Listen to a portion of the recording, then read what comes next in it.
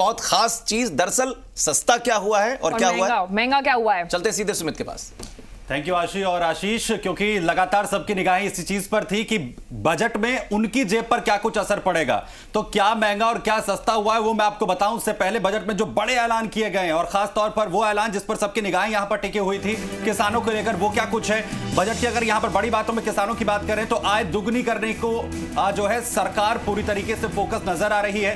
MSP को 1.5 गुना करने की बात यहां पर कही गई है। इसके अलावा अब जमीन के कागजात देश भर में डिजिटल यहां पर कहीं ना कहीं किए जाएंगे, इसे भी एक इनिशिएटिव के तौर पर इसमें जोड़ा गया है। किसानों के लिए जो ऐलान किए गए उसमें 1000 नई ई मंडियां, एमएसपी सिस्टम में बड़ा बदलाव करने के साथ इस तरीके से हमने यहां पर कहा कि 1.5 गुना एमएसपी जो है वो किसानों को यहां पर दिया जाएगा। और यही लड़ाई लगातार इतने लंबे वक्त से इस वक्त चलती हुई नजर भी आ रही है।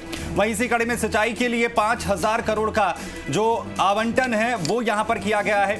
इसके साथ ही जो स्वामित्व स्कीम का विस्तार है वो भी पूरे देश में यहां पर किया जाएगा। किसानों के कर्ज के लिए 16.5 करोड़ रुपए का जो आवंटन है वो यहां पर किया गया है।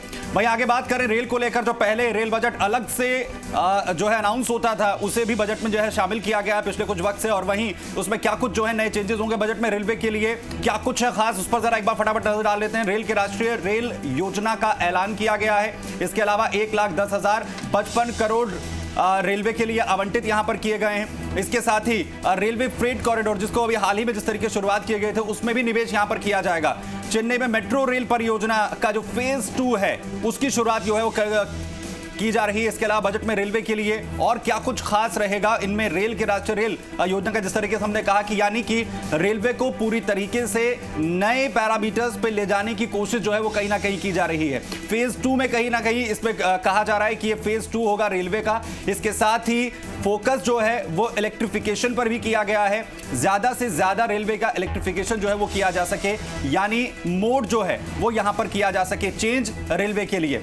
इसके अलावा 2023 तक ब्रॉड गेज का, जैसा आपने कहा कि इलेक्ट्रिफिकेशन जो है वो होगा, बिजली पर चलने वाली रेल पर ज्यादा फोकस यहां पर किया जाएगा, बिजली पर जो ट्रेन चलती हैं। इसके अलावा नागपुर जो मेट्रो है उसके विस्तार पर भी जोर दिया गया है। बजट स्वास्थ्य का, क्योंकि कोरोना काल से निकले और कहा यही जा रहा था कि स्वास्थ्य को लेकर जो है फोकस होगा सरकार का। स्वास्थ्य क्षेत्र का बजट अगर यहां पर बात करें तो 137% जो है बढ़ाया गया है। इसके अलावा स्वास्थ्य योजना पर 64,180 करोड़ रुपए खर्च होंगे।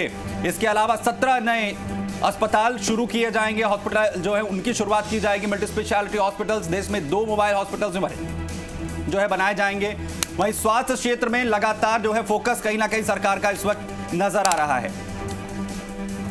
तो ये वो तमाम बड़ी बातें हैं जो सरकार की तरफ से इस बजट में वित्त मंत्री निर्मला सीतारमण की तरफ से रखी गई है। आशीष और आशी, ओवर टू यू। चलिए, बहुत शुक्रिया सुमित। और जैसा आपने बताया है, और निश्चित रूप से देखिए आपने कहा कि रेल को एक नए तरीके से नए पैरामीटर सेट करते हुए नए फेज में ले जाने की आशी कोशिश की जा रही है। और इसीलिए शायद एक फ्रेट कॉरिडोर का जो हमने देखा अभी हाल ही में शुरू होना प्रधानमंत्री की तरफ से किया था, और हमारे सहयोगी भी लगातार बने हुए हैं अलग-अलग जगह से। पैनल मौजूद है इस वक्त, सीधा उनका